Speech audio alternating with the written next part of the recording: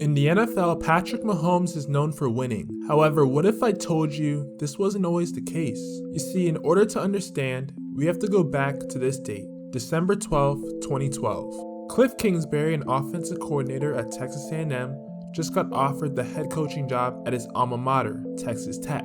Because of that, Kingsbury accepted the offer. At the time, Texas Tech was coming off a pretty good season at 8-5. In Kingsbury's first season, he started a walk-on at quarterback named Baker Mayfield. Baker would lead the Red Raiders to a 5-0 record before getting injured. He would be replaced by Davis Webb, and the Red Raiders would finish the season at 8-5. Baker wouldn't be too happy with how Kingsbury treated him after his injury, so he transferred to Oklahoma. With Baker out, Coach Kingsbury needed some more depth at quarterback. He got word of a guy lighting up defenses from a small town in Texas. His name, Patrick Mahomes.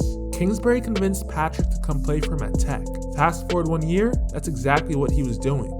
Kinda. You see, remember that guy that replaced Baker Mayfield? He was still there. Mahomes would pretty much be on the bench up until Davis Webb had a nasty ankle injury versus TCU. It was trial by fire. He did show flashes of what was to come in the future, but ultimately the deficit was far too much to overcome, as TCU put up 82 points against Tech's 27. The next week they faced their rivals, Texas. Once again, Mahomes showed flashes of improvisation, but then this happened.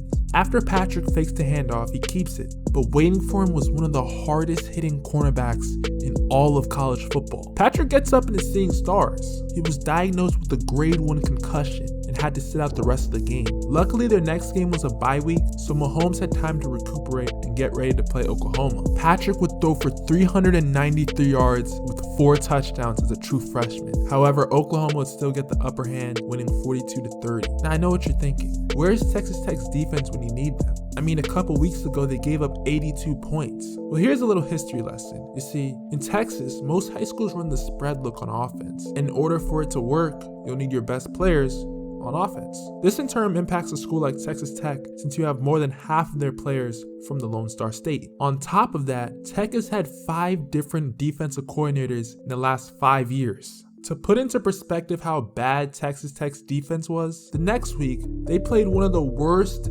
teams in college football and gave up 31 points, before Patrick led Texas Tech to a game-winning drive to secure his first win as a starter. So Patrick finally did it. He led his team to a win in college. This would be a moment he longed for again and again. The next week, he was determined to experience that feeling again. In dramatic fashion this time, Texas Tech was down by 8 with 1:52 left on the clock. Mahomes drops back and throws an absolute bomb to his receiver to get them in tying distance, but then he has to get the 2-point conversion. Mahomes fakes the handoff and is looking for someone, but no one's open. He tries improvising, but Baylor's defense stays home and gets the sack. The Red Raiders would lose by 2, and Patrick ended up with 6 passing touchdowns and 2 yards away from 600 passing yards. Unfortunately for Patrick, this would only be the start of games where he overperformed and still came up on the short end of the stick. To put into perspective how bad it was, here's a chart showing Patrick Mahomes' 2015 stats on losses. As you can see here, he averaged 347 passing yards per game. Now here's some other quarterbacks you might be familiar with. This is the same chart showing stats on games they actually won. If you thought that was bad, fast forward a year later, Mahomes was now putting up 432 passing yards in games they lost. But like always, that's not the full story. If you compare his stats in wins versus losses, the answer becomes clear. Patrick needs more touchdowns. And in the game I'm about to show you, he did just that. It's October 22nd, 2016. Patrick Mahomes is taking on ex-Red Raider Baker Mayfield and his new team, the Oklahoma Sooners. It's almost like something out of a movie, a straight-up shootout between 2 of the top gunslingers in all of college football.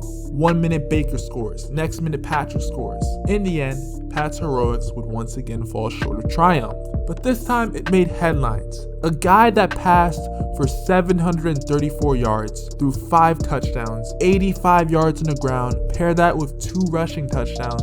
Some people may be like, hey, he didn't get the dub, but at least he'll be in the running for the Heisman. Nah, unfortunately not. You see, Texas Tech quarterbacks are actually known for big pass numbers. Here's a chart showing the all-time top 20 players with the most passing yards in a single season. As you can see, a quarter of them played at Texas Tech. Throw into the mix, he's not winning any of these big games, and the hype pretty much dials down. Patrick's final game would be a place we're all too familiar with. Arlington, Texas, AT&T Stadium.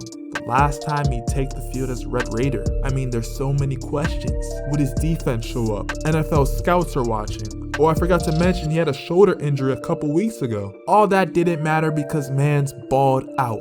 586 yards passing with 6 touchdowns, no interceptions. Yes, his defense gave up 35 points, but that didn't matter because he had 54. 2 years ago, Patrick was on the sideline filled with regret. Fast forward 2 years later, he was celebrating with his boys. I hope you guys enjoyed, and I'll see y'all next time.